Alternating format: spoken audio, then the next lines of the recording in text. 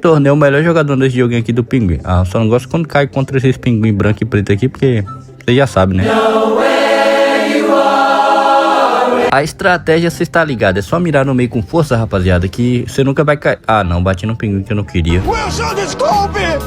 Qual que é a minha estratégia agora? Mirar aqui pro lado, porque esses inimigos vão passar direto. Ué, foi todo mundo pra lá. Porque eu sou muito mais forte que vocês. Mirar aqui no meio com força, eu só não quero derrubar esse... Ah, ele que me derrubou. Tudo bem, ele eu perdoo. Aprenda como que se faz um strike, rapaziada. Como que derruba 3... Lapada seca! Se eu jogar aqui no meio, eu vou bater nele e não vou cair, né? Ah, não, é... Ele desviou. Mas eu vou bater aqui no vermelho e não vou cair. Escuta, não esquenta, amigo. Teve uma carreira legal.